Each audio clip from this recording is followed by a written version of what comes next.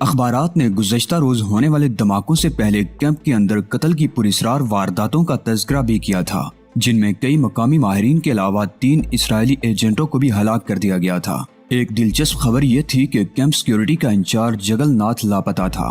Camp के gate पर मुतय्यन guards के बयान के मुताबिक धमाकों के बाद सुबह 10 बजे जगल को मंदिर की तरफ जाते हुए देखा गया था और फिर उसकी जीप शहर की तरफ जाते हुए देखी गई थी। गार्ड्स ने यह बयान भी दिया था कि जगल नाथ रोजाना मंदिर के पुजारियों के लिए नाश्ता और खाना लेकर जाया करता था। आखिरी मर्तबा वो मंदिर की तरफ गया तो वापस नहीं आया। उसके 1 घंटे बाद उसे कैंप में नहीं देखा गया था और उसे भी बड़ी सरगर्मी से तलाश किया जा रहा था।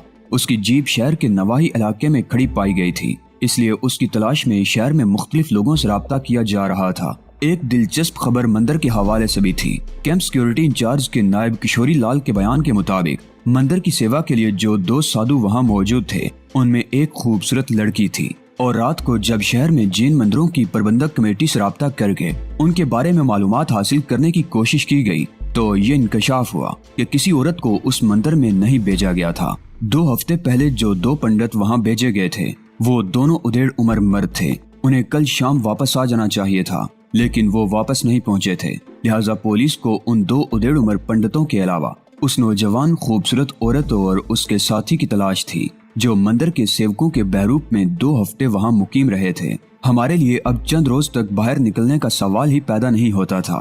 राजीव ही हमें बाहर के हालात से आगाह करता रहा था। वो पंडित ही के बेस में दिन में 1-2 मरतबा बाहर जाता, बाजार से जरूरत की चीजें भी ले आता और हालात के बारे में ताज़ा तरीन मालूमात भी। और फिर एक रोज राजीव ने ये दिल खुशकुन खबर सुनाई कि सीता के बाप को छोड़ दिया गया था। उसके बारे में तहकीकात से ये बात साबित हो गई थी कि सीता का उससे कोई राब्ता नहीं था। पुलिस से छुटकारा मिलते ही महाराणा जयपुर चला गया था। हम एक तरह से इस मकान में बंद होकर रह गए थे। यहाँ हमारे लिए दिलचस्पी की कोई चीज नहीं थी सिवाय इसके कि पड़े पड़े ईंटते रहते। हम अपनी चारपाइयाँ उठाकर कभी दरख्तों के नीचे ले आते और कभी कमरे में। उसी शहर में सीता के बाप की एक और छोटी सी हवेली भी थी जो अरसा से बंद पड़ी थी। सीता का ख्याल था कि हमें उस हवेली में मुंतकिल हो जाना चाहिए, लेकिन मैंने इस तजवीज की मुखालिफत की थी। पुलिस को सीता की तलाश थी और यकीनन हर उस इमारत की निगरानी हो रही थी जिसका कभी सीता या उसके बाप से कोई ताल्लुक रहा हो। 2 हफ्तों में मामलात कुछ ठंडे पड़ गए और हमने ये 2 हफ्ते बड़ी अजियत में गुजारे थे। इस दौरान मैंने अपनी दाढ़ी मूंछें बढ़ाना शुरू कर दी थी ताकि हुलिया में किसी कदर तब्दीली आ सके। हमने वो थैला अभी तक नहीं खोला था जो मंदिर से लेकर आए थे। सीता ने थैला अपनी खाट पर तकिए के नीचे रखा हुआ था। उस रोज दोपहर को जबकि राजीव भी मौजूद था, सीता ने खाट पर चादर बिछाकर वो थैला पलट दिया और उन तीनों की आंखें फटी की फटी रह गईं। ये सब कहाँ से आया सीता जी? राजीव के लहजे में बेपनाह हैरत थी। उसने एक मूर्ति उठा ली, चंद लम्हे उसे उलट पुलट कर देखता रहा, फिर बोला, खाली सोने की है। कहाँ से मिला ये सब कुछ? लोद्रवा के मंदिर से, सीता ने मुस्कुराते हुए जवाब दिया। हमसे पहले भी बहुत से पंडित और पुजारी वहां जाते रहे हैं, लेकिन ये खजाना हमारी ही किस्मत में था। बहुत कीमती खजाना है ये, राजीव बोला। वो एक एक चीज उठा उठा कर देख रहा था। अपना और शोभा भी मुख्तलिफ चीजें उठा कर देखने लगी। कल्पना ने वो ताज सर पर उठा लिया जो मंदिर के तहखाने में सीता ने भी पसंद किया था। कैसी लग रही हूँ महावीर जी? उसने मुस्कुराते हुए मेरी तरफ देखा। राजकुमारी, मैंने जवाब दिया। हाय रे मर्द की जात, सीता गहरा सांस लेते हुए बोली। मंदिर में जब ये मुकुट मैंने अपने सर पर रखा था तो उस वक्त भी तुमने यही अल्फाज कहे थे और अब कल्पना को भी गोली दे रहे हो। नहीं कल्पना, तुम इसकी बातों पर यकीन न करना। ये मुकुट तुम पर बिल्कुल अच्छा नहीं लग रहा। लाओ ये मुझे दे दो। और फिर उसने खुद ही वो ताज कल्पना के सर से उतार कर अपने सर पर सजा लिया और मेरी तरफ देखते हुए बोली, मैं कैसी लग रही हूँ महावीर जी? राजकुमारी, मैंने कहा। और फिर वो सब ही कह कहे लगाने लगे। मेरे ख्याल में वो खजाना करोड़ों रुपए मालियत का था। बहुत से जेवरात ऐसे थे जिनके डिजाइन बहुत कदीम थे और बाज चीजें तो ऐसी थी जिन्हें कदीम तारीखी विरसा करार दिया जा सकता था। सीता ने उनमें से कुछ चीजें अलग कर ली। उनमें आम लाकर चूड़ियां, कड़े और अंगूठियां वगैरह शामिल थी। ये डिजाइन निहायत मामूली सी तब्दीलियों के साथ आज भी मुरव्वज थे और उन्हें बाजार में फरोख्त करने में कोई खतरा नहीं था, जबकि कदीम डिजाइन की कोई चीज देखकर किसी को शुबा हो सकता था। बाकी चीजें सीता ने दोबारा थैले में डाल दी थी। अब सूरत हाल ये है राजीव, सीता उसकी तरफ देखते हुए बोली, इस जगह रहना हम सब के लिए मुश्किल हो रहा है। गर्मी तो है ही, लेकिन पानी का भी मसला है। तुम्हें कितनी दूर से पानी लाना पड़ता है, इसलिए बेहतर है कि हम रिहाइश के लिए कोई और बंदोबस्त कर लें। लेकिन ये जगह बहुत महफूज है सीता देवी, राजीव ने कहा। हम किसी महफूज जगह का ही बंदोबस्त करेंगे, सीता ने जवाब दिया। तुम ये 4 चूड़ियां और ये हार ले जाकर फरोख्त कर दो। हमारे पास इस वक्त पैसे नहीं हैं। इन चीजों के बेचने से अच्छी खासी रकम मिल जाएगी। हम किराए पर कोई मकान ले लेंगे। मैं जिसके पास भी ये जेवर बेचने जाऊंगा वो इसकी रसीद मांगेंगे सीता जी, राजीव ने कहा। अगर किसी को मुझ पर शुबा हो गया तो पकड़ लेंगे मुझे। राजीव ठीक कह रहा है, मैंने कहा। ये ठीक से बात भी नहीं कर सकता। अगर शुबा हो गया तो इसे पुलिस के हवाले कर दिया जाएगा। तो फिर? सीता ने सवालिया निगाहों से मेरी तरफ देखा। मैं और तुम चलते हैं, मैंने जवाब दिया। जाहिर है हम हमेशा के लिए इस 4 दीवारी में बंद होकर नहीं रह सकते, और वैसे भी अब मामलात कुछ ठंडे पड़ गए हैं, वो गर्मी नहीं रही। हाँ, रिस्क तो लेना ही पड़ेगा, सीता ने गहरा सांस लेते हुए कहा। और फिर उस रोज शाम का अंधेरा फैलने के बाद हम बाजार जाने के लिए तैयार हो गए। कल्पना भी हमारे साथ थी। सीता ने शोभा के कपड़े पहन लिए थे, घाघरा चोली और चुनरी। कल्पना ने भी ऐसा ही लिबास पहन रखा था। उसका एक फायदा ये था कि चुनरी से घूंघट निकालकर चेहरा छुपाया जा सकता था। मैंने भी राजीव का लिबास पहना था, धोती, खास तराश का कुर्ता और सर पर सतरंगे चुनरी जैसे कपड़े की बल खाती हुई पगड़ी। मेरी दाढ़ी और मूंछें बेतरतीब थी। माथे पर सीता ने टीका भी लगा दिया था। मैंने अपने लिबास में पिस्तौल भी छुपा लिया था ताकि किसी हंगामी सूरत हाल में अपना बचाव किया जा सके। हमें बहुत दूर तक पैदल चलना पड़ा था। आबादी में जाकर भी हमने कोई रिक्शा वगैरह नहीं लिया और पैदल ही चलते हुए मेन बाजार में आ गए। यही शहर का सबसे बड़ा कारोबारी और तिजारती मरकज था। यहाँ हर किस्म की दुकानें थी। यूं तो मेन रोड पर भी जोहरियों की बड़ी बड़ी दुकानें थी। एक तवील गली पर मुश्तमिल सराफा बाजार भी था। शहर में बड़ी रौनक थी। हम बाजार में चलते हुए सराफा वाली गली में घुस गए और जगमगाती हुई दुकानों को देखते हुए चलते रहे और बिल आखिर एक दुकान में दाखिल हो गए। यहाँ 2 सेल्समैन थे और सेठ अपनी कुर्सी पर बैठा हुआ था। एक सेल्समैन 2 औरतों को अंगूठियां दिखा रहा था। दूसरा सेल्समैन फौरन ही हमारी तरफ मुतवज्जे हो गया, लेकिन हम उस तरफ बढ़ गए जहाँ सेठ बैठा हुआ था। वो हमें देखते ही उठ गया और दोनों हाथ जोड़ दिए। फरमाइए महाराज, क्या सेवा की जाए आपकी? वो बारी बारी हम तीनों की तरफ देखते हुए बोला। हम कुछ खरीदने नहीं आए महाराज, मैंने भी हाथ जोड़ते हुए जवाब दिया। मजबूरी हमें यहाँ ले आई है। कुछ बेचना चाहते हैं? सेठ बोला। मैंने इस बात में सर हिला दिया। मेरा अंदाज ऐसा था जैसे मुझे बहुत शर्मिंदगी हो रही हो। कोई बात नहीं महाराज, जीवन में ऊंच नीच तो होती रहती है, कभी ऐसा समा भी आता है। दिखाइए आप क्या चीज लाए हैं। मैंने सीता को इशारा किया। उसने अपने लिबास में से एक पोटली निकाल कर काउंटर पर रख दी। मैंने वो पोटली सेठ की तरफ सिरका दी। उसने पोटली खोली और एक एक चीज उठाकर देखने लगा। उसकी आंखों में अजीब सी चमक उभर आई थी। इन जेवरों की रसीद होगी आपके पास महाराज? बिल आखिर उसने मेरी तरफ देखते हुए पूछा। तुम हम का चोर समझो सेठ? मुझसे पहले सीता बोल उठी। ये हमार नानी का जेवर है जो माता जी ने हम का ब्याह पर दिया था। इसकी रसीद कौन संभाल रखता है? लेना है तो लो, नहीं तो वापस कर दो ये सब चीजें।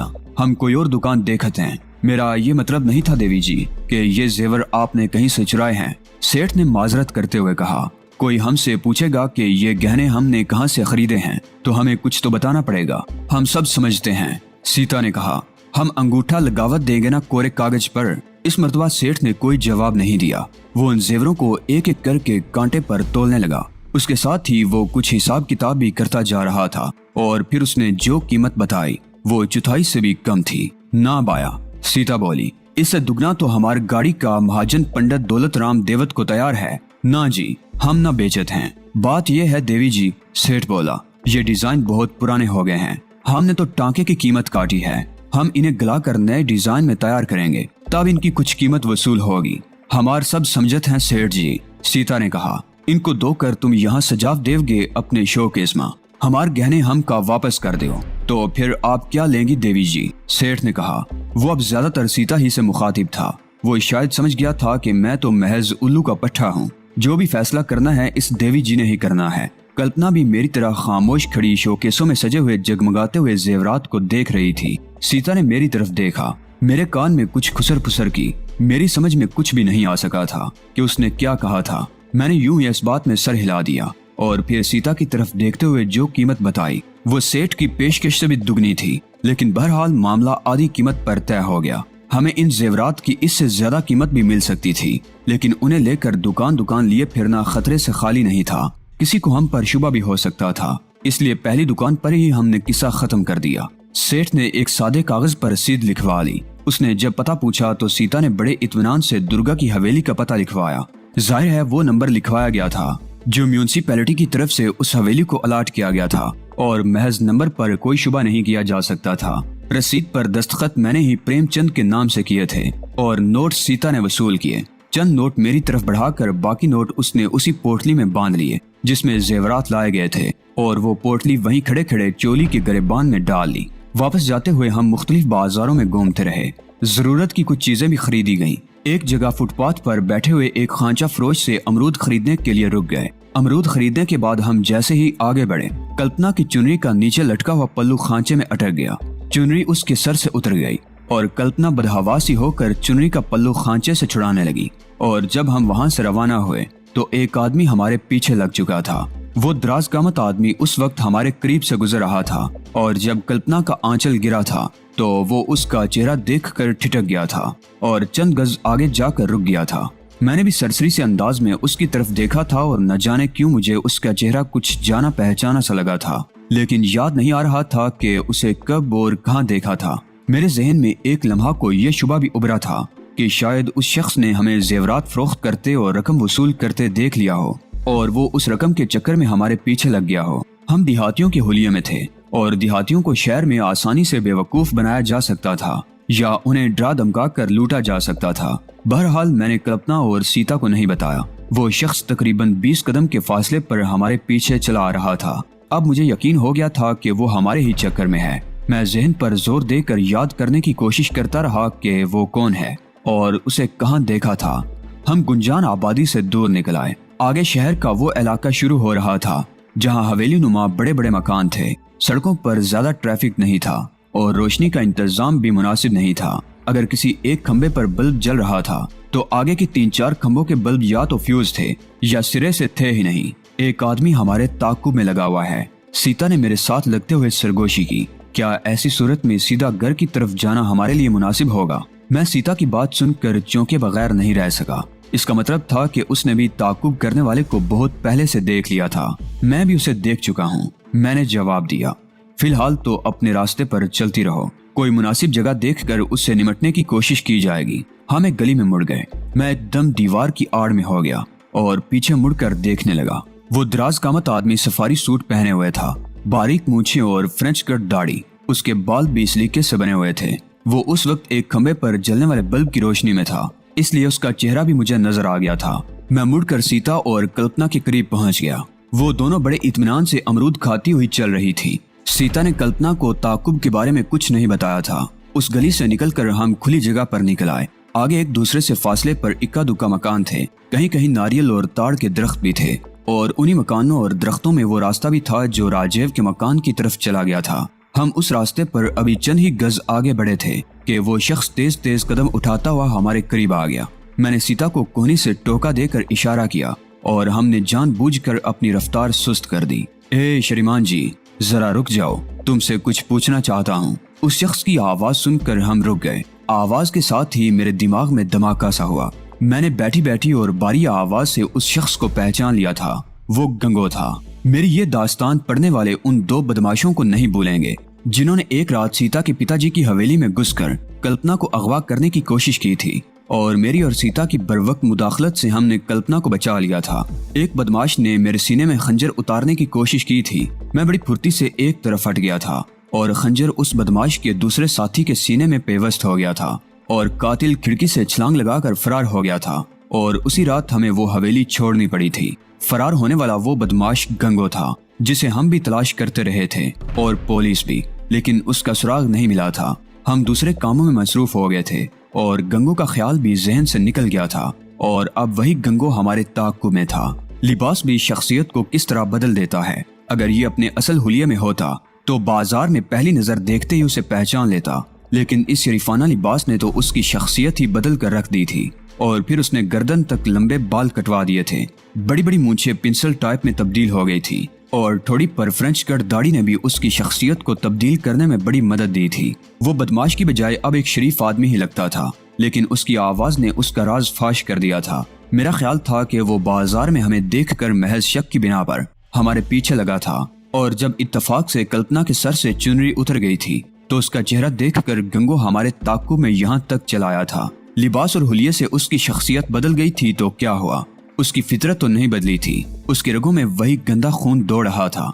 मैं सीता और कल्पना से 2-3 कदम हटकर खड़ा हो गया ताकि गंगो अगर कोई गड़बड़ करने की कोशिश करे तो हम तीनों बैक वक्त उसकी जद में ना आ सकें। वो हमारे करीब आकर रुक गया। उस जगह अंधेरा था। हम अगरचे एक दूसरे की शक्ल वाज़े तौर पर नहीं देख सकते थे, लेकिन बहरहाल एक दूसरे को जान चुके थे। क्या बात है, मैंने कहा। तुम कौन हो और क्या पूछना चाहते हो? मैं तुमसे एक सौदा करने आया हूँ श्रीमान जी, उसने कहा। मैं अगर चाहता तो तुम लोगों को बाजार ही में किसी जगह रोक सकता था, लेकिन मैं कोई हंगामा नहीं करना चाहता, इसलिए तुम्हारे पीछे यहाँ तक चला आया हूँ। हैरत है, मैंने कहा। हमारी कोई जान पहचान नहीं और मैं तुम लोगों को पहचान गया हूँ। उसने मेरी बात काट दी। तुम वही हो जो महाराणा धर्मेश सिंह की हवेली में छुपे हुए थे। मैं इस लोंडिया को उठाने गया था, लेकिन गड़बड़ हो गई। मेरा साथी मेरे ही हाथों मारा गया और मुझे वहाँ से भागना पड़ा। मैं पुलिस से बचने के लिए अजमेर की तरफ भाग गया था। चंद रोज पहले ही वापस आया हूँ। पुलिस को अब भी मेरी तलाश है, लेकिन पुलिस अब तक मेरा सुराग नहीं लगा सकी। क्या चाहते हो गंगो? मैंने उसे नाम से मुखातिब करते हुए कहा। तो तुमने मुझे पहचान लिया? गंगो बोला। मैंने तुम्हें उसी वक्त देख लिया था जब अमरूद वाले खांचे के करीब तुमने हमारा ताकुब शुरू किया था, और जब तुमने हमें यहाँ रुकने को कहा था तो मैंने आवाज से तुम्हें पहचान लिया था। क्या चाहते हो तुम? चंद रोज पहले मुझे पता चला था कि ये दूसरी लोंडिया महाराणा धर्मेश सिंह की बेटी है और तुम वो कश्मीरी मुजाहिद हो जिसे राव और यहाँ की पुलिस तलाश कर रही है। मेरी तरह तुम लोग भी अब तक पुलिस को धोखा देने में कामयाब रहे हो। अगर इस लोंडिया के सर से चुनरी न हटती तो शायद मैं भी अजनबियों की तरह तुम्हारे करीब से गुजर जाता, लेकिन इसकी सूरत देखकर मैं ठिठक गया और अब मैं इस पोजीशन में हूँ कि तुमसे कोई सौदा कर सकूं।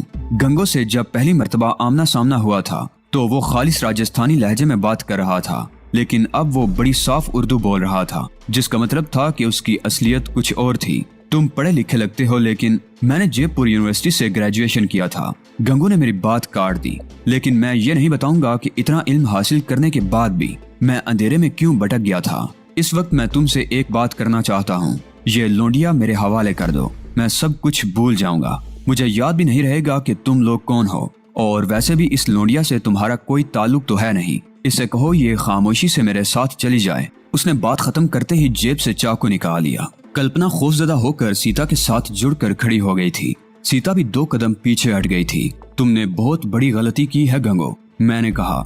अगर तुम हमारे बारे में ऐसी बातों का इंकशाफ ना करते तो शायद मैं तुम्हें यहाँ से जिंदा जाने का मौका दे देता, लेकिन अब तो सवाल ही पैदा नहीं होता। बहुत सूरमा हो, गंगो गुराया। उस रात मैं किसी वजह से भाग गया था। मेरा साथी मेरे ही हाथों मारा गया था, लेकिन आज यहाँ खुला मैदान है। मैं हूँ, तुम हो और ये लोंडिया है। वैसे मैं एक बार फिर तुम्हें ये ऑफर दे रहा हूँ कि इसे मेरे हवाले कर दो और अपनी सीता को लेकर चले जाओ। हम दोनों एक दूसरे को भूल जाएंगे। इस बात को जहन से निकाल दो कि मैं इस लोंडिया को तुम्हारे हवाले कर दूंगा, मैंने कहा। तो फिर तैयार हो जाओ, गंगो गुराया। ये समझ लो कि आज इस लोंडिया के लिए स्वयंवर होगा। जो जीत गया वो इस लोंडिया को ले जाएगा और दूसरा यहाँ खाको खून में लूटता रह जाएगा। मेरे दोनों हाथों में शॉपिंग बैग्स थे जिन्हें मैंने नीचे फेंक दिया। मेरे लिबास में अगरचे पिस्तौल मौजूद था और मैं चाहता तो एक ही गोली से उसकी खोपड़ी में सुराख कर सकता था, लेकिन मैं पिस्तौल इस्तेमाल नहीं करना चाहता था। फायर की आवाज सन्नाटे में दूर तक फैल जाती और वैसे भी मैं गंगो को 2-2 हाथ करने का मौका देना चाहता था। गंगो चाकू वाला हाथ बुलंद करके दौड़ता हुआ मुझ पर हमलावर हुआ। मैंने अपनी जगह से हरकत करने की बजाय उसका वार रोका। उसकी कलाई दोनों हाथों में थाम कर नीचे झुकते हुए उसे जोरदार झटका दिया। वो मुंह के बल आगे को झुका। मैंने उसकी कलाई छोड़ दी और बड़ी फुर्ती से सीधा होते हुए उसके कुल्हे पर लात रसीद कर दी। वो मुंह के बल नीचे गिर पड़ा। उसके मुंह से कराह निकल गई, लेकिन वो हैरत अंगेज फुर्ती का मुजाहरा करते हुए उठ गया और उससे भी ज्यादा फुर्ती से दोबारा हमला कर दिया। इस मर्तबा मैंने उसके वार को हाथ से रोकने की कोशिश नहीं की। उसका हाथ जैसे ही नीचे आया, मैंने पैर से जोरदार ठोकर रसीद कर दी। चाकू गंगो के हाथ से निकलकर दूर जा गिरा। उसने संभलने की कोशिश की तो मैंने एक और ठोकर लगा दी। ये ठोकर उसके घुटने पर लगी और वो बुलबुलाता हुआ एक टांग पर नाच कर रह गया। गंगो को संभलने का मौका देना खतरनाक था। मेरी अगली ठोकर पर वो नीचे गिर चुका था, लेकिन मैं पेदर पे उस पर ठोकरें ही बरसाता रहा। लेकिन एक मर्तबा उसका भी दाव चल गया। उसने मेरा पैर पकड़कर जोरदार झटका दिया। मैं लड़खड़ाता हुआ पुश्त के बल गिरा, लेकिन मैंने उठने में देर नहीं लगाई थी। गंगो भी उठकर मुकाबले के लिए तैयार हो चुका था। सीता और कल्पना एक तरफ खड़ी थी। सीता तो खामोश थी, अलबत्ता कल्पना चीख चीख कर मेरा हौसला बढ़ा रही थी। गंगो ने उछल कर हमला किया तो मैं अपने आप को बचा गया। वो दूसरी मर्तबा संभल कर फिर मेरी तरफ लपका। इस मर्तबा वो मेरे पेट पर सर से टक्कर मारना चाहता था।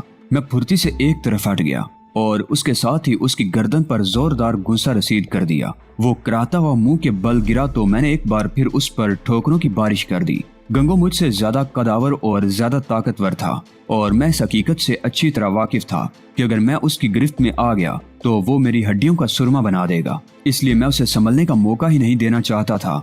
लेकिन मैं ज्यादा देर तक अपनी इस कोशिश में कामयाब नहीं रह सका। एक ऐसा मौका आया कि गंगो मुझसे लिपट गया। गंगो का अंदाज ऐसा था जैसे बड़ी मुद्दत के बाद अपने किसी बिछड़े हुए दोस्त से बगलगीर हो रहा हो। वो मुझे दोनों बाहों के हसार में लेकर सीने से भींच रहा था। उसकी बाहों का शिकंजा गुजरने वाले हर लम्हा के साथ सख्त से सख्त तर होता जा रहा था। मेरा सांस घुटने लगा। मैं अपने आप को छुड़ाने की कोशिश करता रहा मगर कामयाब नहीं हो सका। मेरे पांव खुद ब खुद जमीन से उठते चले गए। मेरी हालत गैर होती चली गई। चंद सेकंड और गुजरते तो मैं बेजान होकर उसकी बाहों में झोल जाता, लेकिन मुझे एक मौका मिल गया। मैं अपना एक हाथ आगे लाने में कामयाब हो गया। मेरे जहन में सिर्फ एक ही ख्याल उभरा था, अब या कभी नहीं। मैंने हथेली फैलाकर उसकी नाक पर जरब लगा दी। कोई खातिर खा नतीजा बरामद नहीं हुआ, अलबत्ता दूसरी जरब से वो अपनी जगह से हिल गया। मैंने उसकी नाक पर एक और जरब लगाई और फिर मेरा हाथ मुसलसल हरकत करता रहा। सीने में दम घुटने के बावजूद मुझे यूं लगता था जैसे मेरी सारी कुव्वत मेरे उस हाथ में सिमट आई हो। मैं हथेली से पेदर पे उसकी नाक पर जरबें लगाता रहा। गंगो की नाक से खून बहने लगा था। उसकी बाहों की गिरफ्त ढीली पड़ गई। मैंने एक जोरदार झटका देकर अपने आप को उसकी गिरफ्त से छुड़ाया और सीना सहलाते हुए गहरे गहरे सांस लेने लगा। गंगो भी दोहरा हो गया था। उसकी नाक से खून की धार बह निकली थी।